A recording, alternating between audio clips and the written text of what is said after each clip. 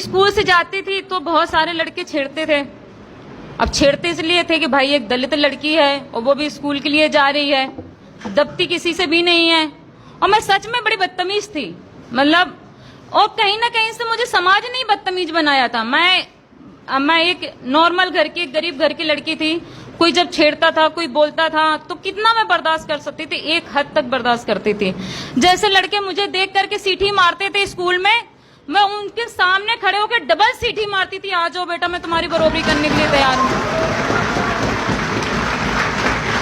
और घर में हमेशा शिकायत आती थी कि आपकी बेटी ने ये बदतमीजी कर दी। तो मेरा बड़ा भाई प्लास्टिक की शटर तैयार रखता था, और जैसे मैं घर में आती थी, जिस दिन पंगा करके आती थी, मारपीट बहुत ज्यादा मैं लड़कों के साथ करती थी।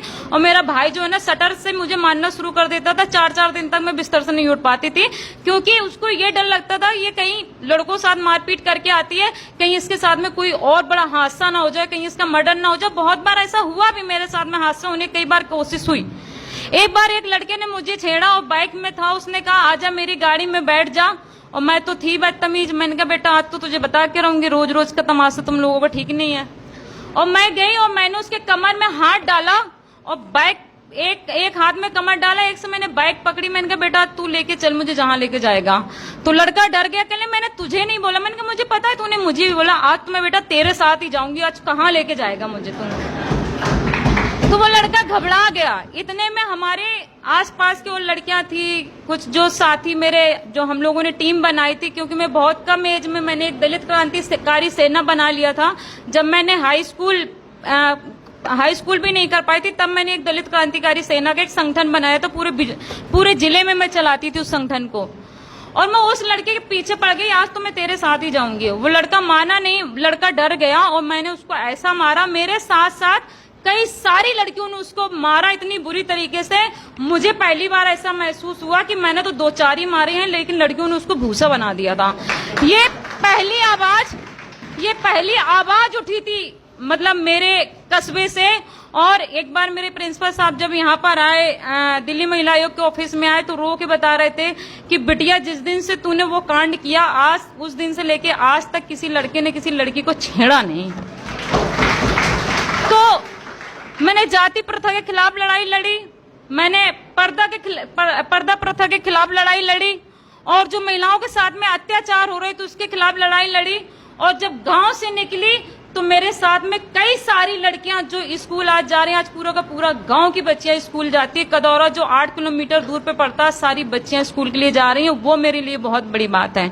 इतनी गरीबी हालत में मैंने स्वयं सहायता समूह का काम करती थी, गांव-गांव में जाती थी, संगठन बनाती थी, महिलाओं को जागरूक करती थी।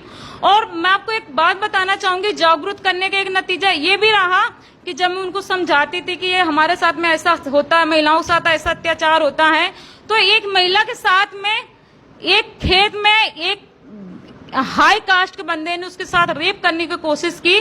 तो वो आप बिलीव कर सकते हो, वो कहीं ना कहीं से वो आग महिला के अंदर जो मैंने भरी थी, उसने हंसिया से ही उसकी बॉडी का पार्ट काट दिया।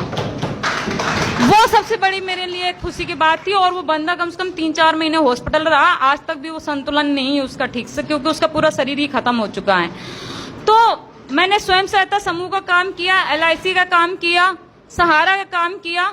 और मैं स्कूल से निकलती थी, स्कूल से छुट्टी होने के बाद में हर दुकान जा जाके कहीं से 5 रुपया, कहीं से 10 रुपया, कहीं से 20 रुपया ले लेकर कलेक्शन करती थी। और जो कमीशन मिलता था, मैं उस कमीशन से मैं खुद पढ़ाई करती थी, अपने भाइयों को पढ़ाई कराती थी और अपने घर का गुजारा भी करती थी। घर वालों ने बहुत रोका, लेकिन मैंने कहा मैं रुकूंगी नहीं। और मैं आपको 1-2 चीजों का नतीजा बताना चाहती हूँ कि मैंने राजनीतिक क्षेत्र में क्यों कदम रखा। मेरे साथ में मेरे एक रिश्तेदार हमारे घर में आए थे, तो 8-10 दिन से लगातार हमारे घर में थे। जैसे शशि जी ने कहा कि 80% केसेस जो महिलाओं के साथ में घटते हैं या बच्चियों के साथ में घटते हैं, लड़कियों की बात नहीं करते हैं, लड़कों के साथ भी घटते हैं, वो उनके परिवार के रिश्तेदार के आसपास के लोग होते हैं जो बच्चों के साथ में ऐसी घटनाएं होती हैं। तो मैं छोटी थी, 6वीं 7वीं क्लास में थी, इतना मुझे समझ में आने लगा था अच्छा क्या है बुरा क्या है। तो मुझे वो बंदा अच्छा नहीं लगता था, तो मैं अपनी मम्मी से बोलती थी मम्मी आप ना इसको घर से बाहर इसको हटा दो, मुझे अच्छा नहीं लगता ये आदमी, आप इसको बोलो कि ये यहाँ से जाए।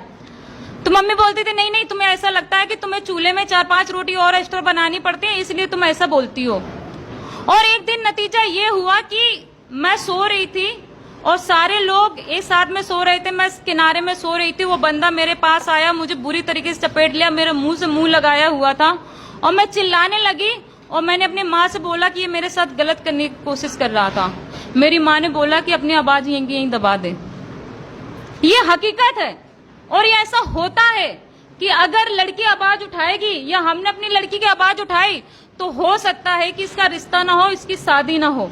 और मैंने पूरी कोशिश की, नहीं मम्मी बहुत गलत हुआ है, ऐसा नहीं होना चाहिए और इसके साथ में एक्शन होना चाहिए। कोर्ट कचहरी मुझे पता नहीं था, लेकिन मेरी माँ ने बोला और उसने बोला ये तो मेरी बहन की जैसी, मैं ऐसा कैसे कर सकता हूँ इसके साथ में, मैंने तो इसके साथ ऐसा कुछ किया ही नहीं है।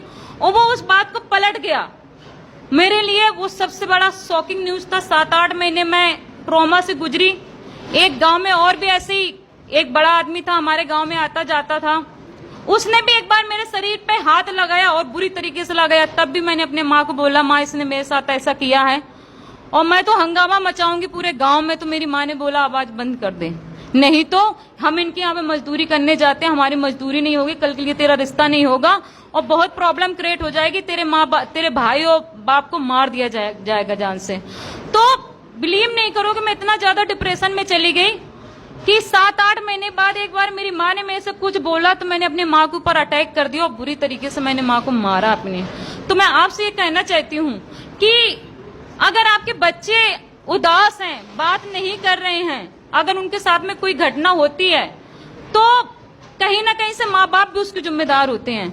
माँ बाप खुल के बात नहीं करते बच्चे से। स्कूलों में देखा होगा आपने, अपने घर परिवार में देखा होगा, अगर बच्चा स्कूल से आ रहा है, पढ़ाई नहीं कर रहा सही से, अगर बच्चा टेंशन में है, बात नहीं कर रहा, खेल नहीं रहा है, तो माँ बाप का कर्तव्य होता है कि उससे खुल के बात करें और उनसे एक तरीके से दोस्ती जैसा रिश्ता कायम करें कि अगर आपके साथ में कुछ ऐसा होता है, कोई चॉकलेट देता है, कोई आपको अकेले जगह में अगर आपको लेके जाता है तो आपको उस बात को अपने माँ बाप को बताना है। लेकिन माँ बाप क्या करते हैं कि बच्चों से रिश्ता बहुत दूर बना लेते हैं। बच्चों के साथ में, छोटे छोटे बच्चों के साथ में रेप होता है दिल्ली जैसी जगह पे।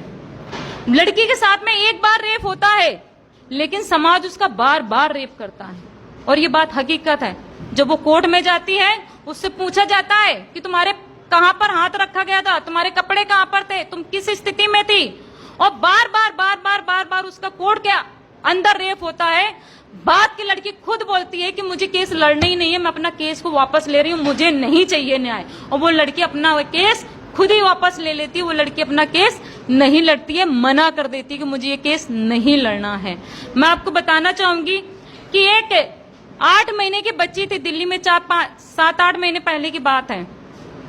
8 महीने की बच्ची जो माँ नहीं बोल सकती, बाप पापा नहीं बोल सकती, उस बच्चे के सगे ताऊ के बेटे ने उसको गोद में लिया और गोद में लेकर के छत के ऊपर लेके चला गया।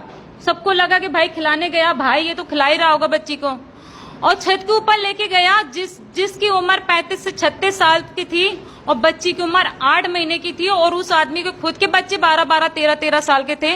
उस आदमी ने बच्ची के साथ में रेप किया और वो बच्ची का पूरा शरीर खत्म हो गया। बच्ची 4-5 महीने हॉस्पिटल के अंदर रही और बच्ची लास्ट में मर गई। ये परिवार की घटना बता रही हूँ। तो इसलिए मैं आपसे कहना चाहती हूँ कि जागरूक होने की बहुत ज्यादा जरूरत है।